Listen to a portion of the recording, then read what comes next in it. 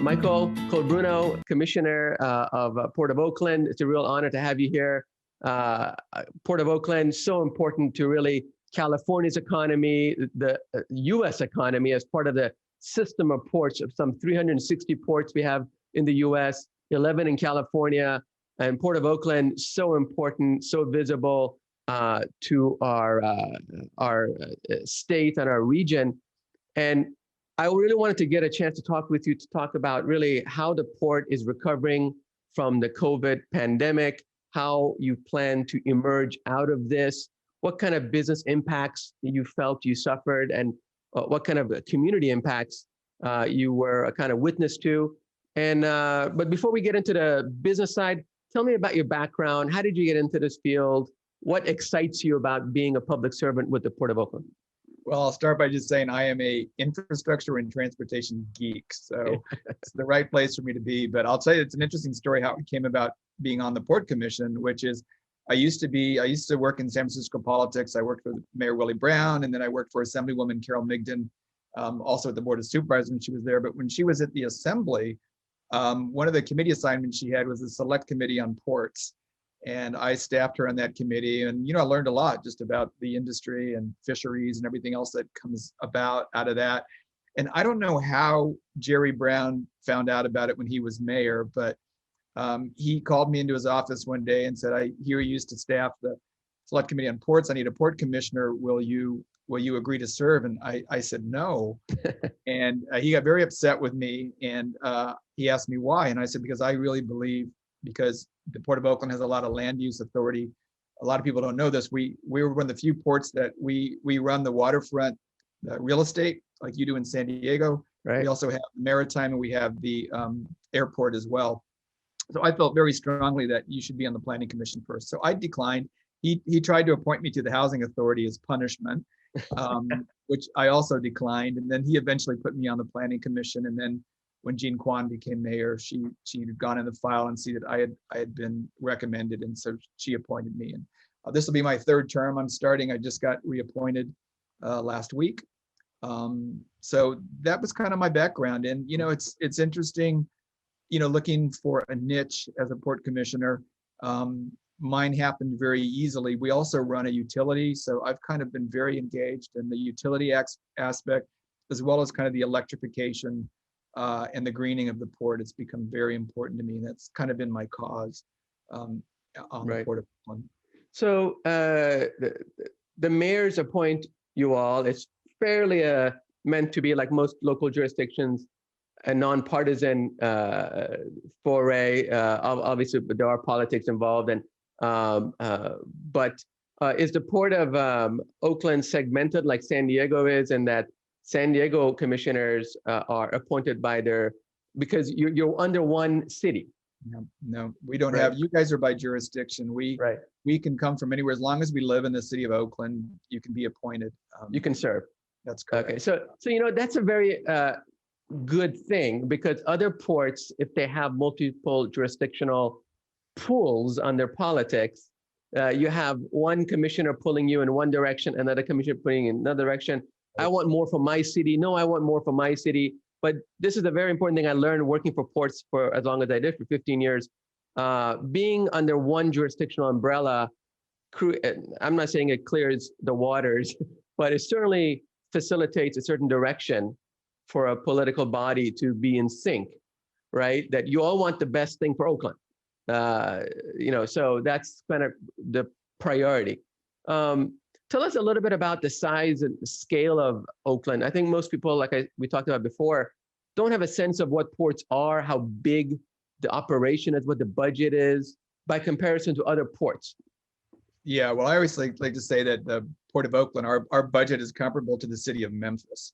Okay. So it's a huge operation. And as I mentioned, we have a number of different divisions. So we're a very large operation, and we are the driver of the economy in the Bay Area, particularly in the East Bay.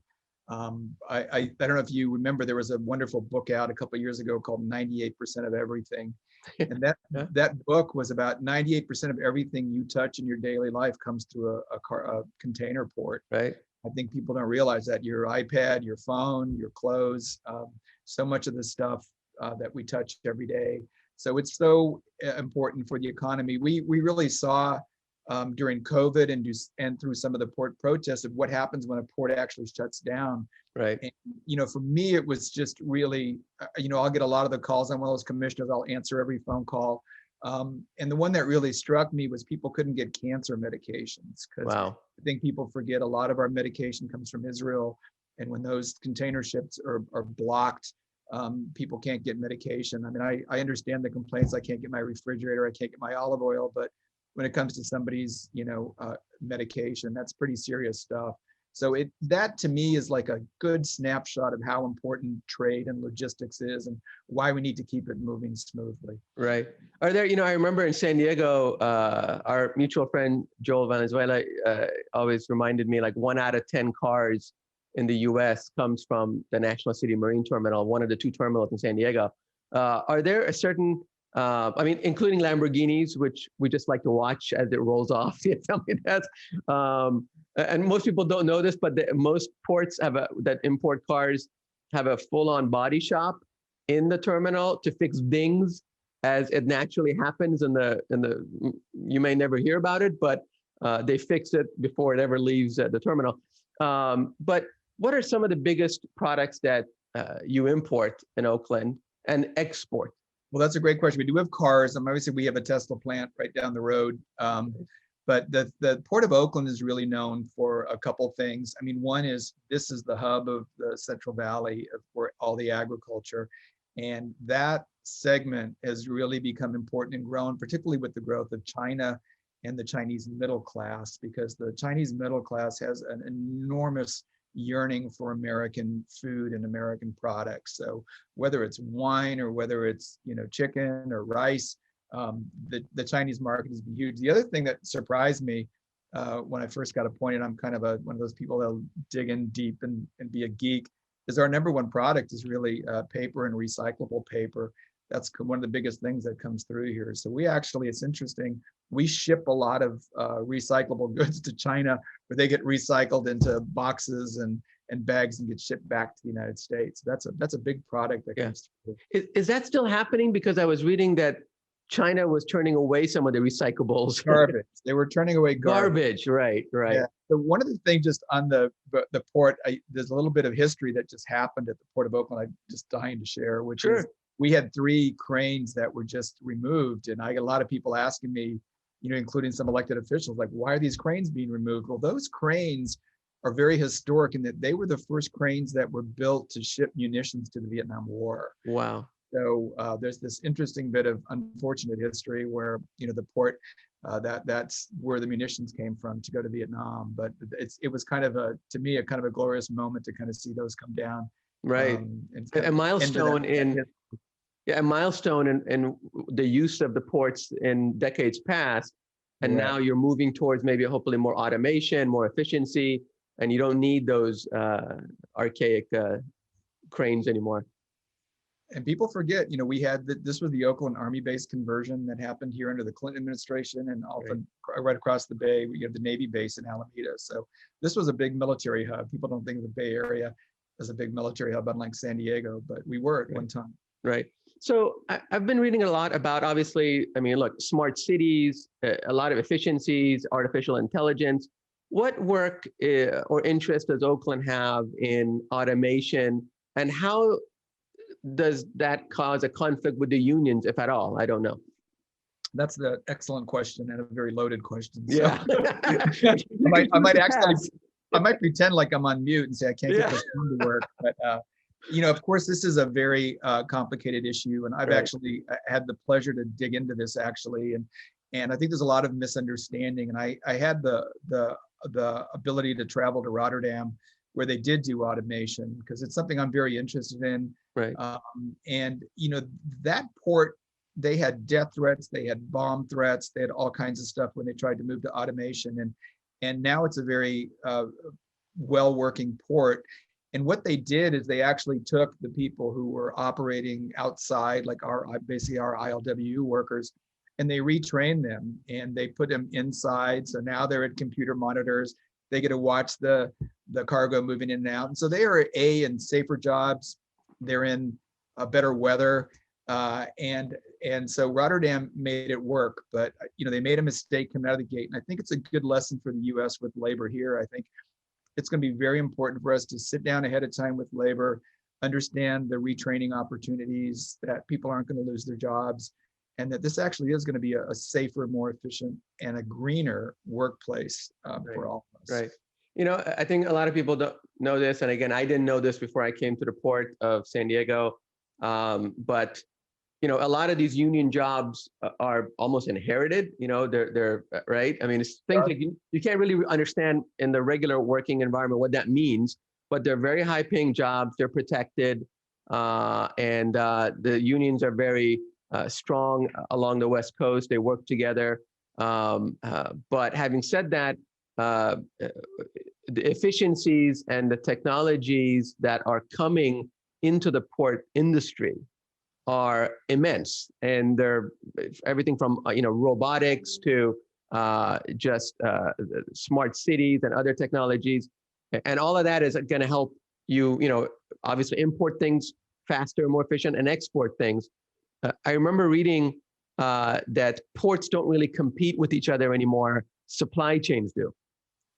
So it's the supply chain, and when you mention 98% of what you get comes from ports, but at some point it touches a truck or a train or some other mode of delivery, and the more efficient that chain is from the supplier to the consumer, the lower the cost, the more efficient the delivery, right?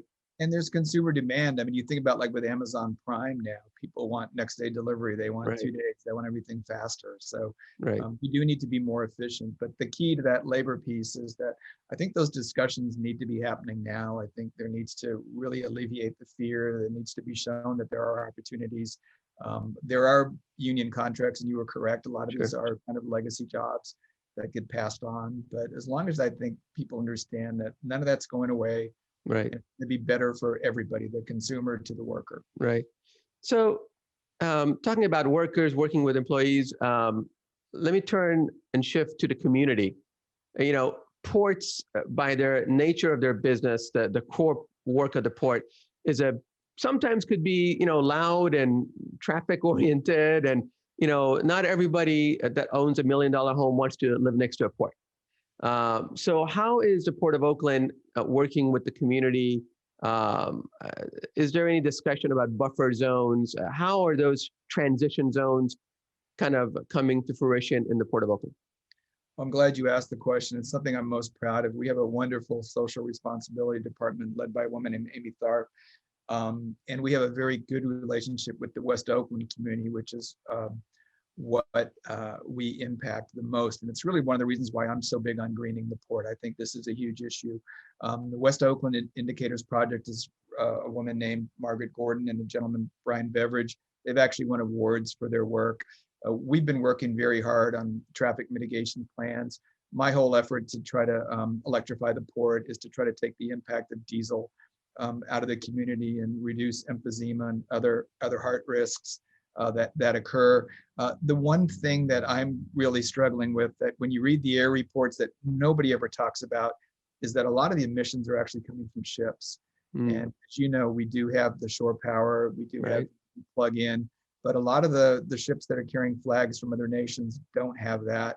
And they sit out there in the bay. I looked at my app before I got on this call. We have 7 ships idling out of the bay. And that's just this massive, gunky, thick diesel that's going into the communities. And I know there's technology, and I really feel like the port communities need to invest in that. I know when I was president of the commission, I used to have regular meetings with the Port of San Francisco, and we used to talk about sharing that cost to try to develop this technology. And I really feel that's something San Diego, LA, Long Beach, San Francisco, and Oakland need to partner on, because it's very expensive. And I think that would be a huge change, particularly communities like Long Beach, where they have the similar type of impacts right to the community. Right. So talking about the community, let me diversify a little bit more. Real estate is also a part of the Port of Oakland's business. We talking about San Diego. San Diego's portfolio looks a little different. What are you looking at in terms of real estate development along the waterfront? Ooh, loaded question. First of all, very jealous of the Port of San Diego. I love your port waterfront. It's so beautiful and vibrant. We are a little bit more of a working port, but we do have this huge development at a terminal, Howard Terminal, that's no longer needed for containers, that we're having a discussion about the Oakland A's. And that to me is a good opportunity that, we're looking at. I haven't decided finally how I'm going to opine on this, but I do feel like we have Jack London Square that's adjoining it. The ferry comes right in, right there between Jack London Square and Howard Terminal. It's a good place for a development. The A's have come in with a project that's a stadium and 3,000 units of housing. So it's very transformative. That's of course caused a lot of conversations for us at the port about traffic management. So one of the things we're looking at is all industrial traffic to be the north of Howard Terminal, and all kind of uses for Jack London and the stadium, and residential south.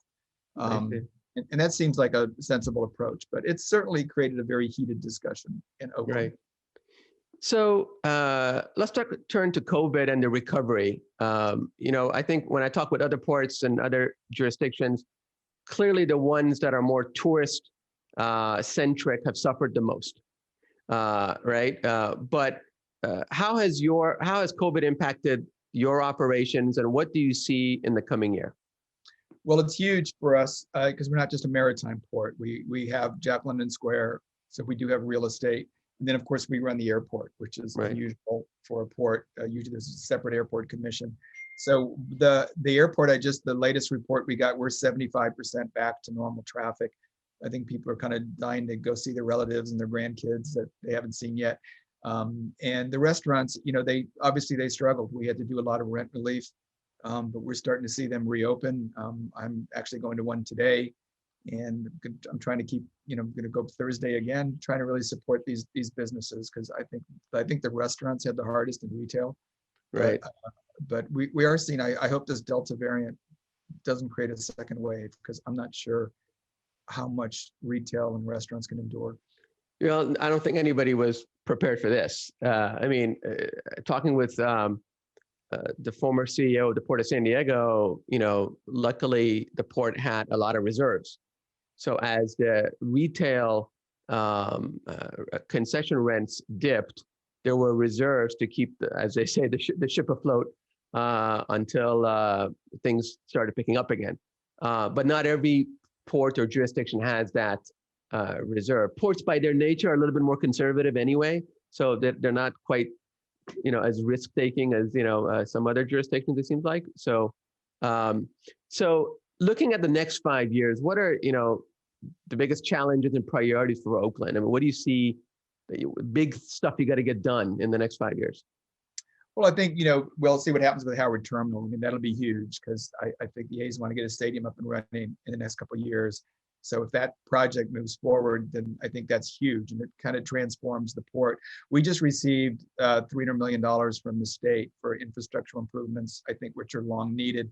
And that plays into a bigger discussion that some ports don't face, but we do. We're very geographically limited here in the Bay Area. It's a very small geographical footprint. And the question a lot of us commissioners always ask is, how big do we want to be? Like, how much can we grow? And are we kind of at our peak? And what are those impacts to the community, and the role that we play in the general economy? So those are going to be questions, I think, the next 5 years that are really critically important. And the other piece, which I keep bringing up because I think it's absolutely critical, is this conversion away from diesel and fossil fuels. I think if we're going to have a cleaner California, and the mandates that are coming from the state and the federal government, we need to really move on this. Infrastructure and electrification very quickly. And with the administration moving to spend a few $1 trillion on infrastructure, I'm sure the Port of Oakland has some ideas on what to do with that money over the next few years. Well, absolutely. If you just drive through the Bay Area, you see how congested it is. And I think that needs to be relieved. I don't think the main freeway 880 that services the port, I don't think there's been improvements there. And I think the ingress and egress out of the port area really needs to be fixed. I'm excited about it. And I think there's money in there for bike lanes and alternative transportation as well. And I think that's something we all need to look at. And I really do feel in an urban area, I think we can all coexist together if we do it smartly. And the fact that we actually have a president who's investing in infrastructure is pretty exciting. That is exciting. That's unusual. And it is exciting. And all those things you just mentioned in your, I would say, closing remarks, ingress and egress, bike lanes and pedestrian oriented, and alternative modes of transportation. I hear that in every jurisdiction that I go to, from up north to south, to east, every jurisdiction, especially the ports, which are essentially in the transportation business, seem to play or can play a greater role in being a good community partner with their cities and states and regions to make those things happen. I know in San Diego, we were struggling with a bike lane, and there was a big challenge between the industrial uses and the bike lane folks, and we had to find the middle ground, as you say, the balance, very important with the community. We wanted to recognize, obviously, and allow the bike lane to go forward, but we also didn't want to do anything that would impede business development and growth, right? So that's always, the balance is really a key thing about port's existence over the next few years. That's right. It's harder, it's harder than people think it is. It's a key cog. And I think something else you mentioned, you referenced, is people really don't know what ports do. They don't know what the boundaries are. And I think we struggle with that a lot. And I'm so glad we have a department that's kind of dedicated to reaching out and educating the community, because there is, we have canoe rentals, we have, it's also a place to go recreate. And that's, I think, something that, unlike the Port of San Diego, where that's a natural, I don't think we've really promoted the recreational aspects as well. We have open space, we have, bird areas, we have parks that I think are horribly underutilized. Right. And I think like the bird places could be a place for school education much more than they are. A maritime school, we thought about that here too. We would love to see some kind of a maritime class or college course or something that just talks about the diversity of what's possible on the ports. Because I think most staff and commissioners focus on obviously what has to be done. And then obviously if budgets and times allow, they like to reach out and spread their wings, to do more things with the community. But the more the community gets to know about what the ports are doing, the more the ports can be a more vibrant participant in the community, right? I think we're always available to turn towards the community, but usually we got our heads down getting port stuff done, like all the containers you see behind you. That's right. So this is great, Michael. Thank you so much for your time. I mean, like you say, we're going to geek out a little bit about port stuff because we love ports and what ports do. We think ports are essential to the nation's economic development, and especially with so much money coming towards infrastructure, we hope that investment will obviously yield fruits to the communities that these ports serve. So any final thoughts before we break off? Well, I just appreciate you bringing ports to the forefront here. I think it's such an important discussion. I think we've kind of highlighted why they're so important. And I think, like Port of Oakland, we are maritime, we are airport, we do both. And we do the waterfront like you do in San Diego. And I think people don't realize just how integrated we are in their lives. And I hope people come visit us in all the ports. I'm sure they will. As you said, I think we used to run an ad here, a day in the, without ports or something like that. And all the things, we ran an ad here, all the things disappeared in your house, the bananas, the toaster, the chair, all that stuff. 98% of it gone. Gone. What are you going to do with the 2%? Michael Colbruno, thank you so much for your time. Please stay in touch. I wish you the best in the Port of Oakland. Thank you so much. Thanks for having me.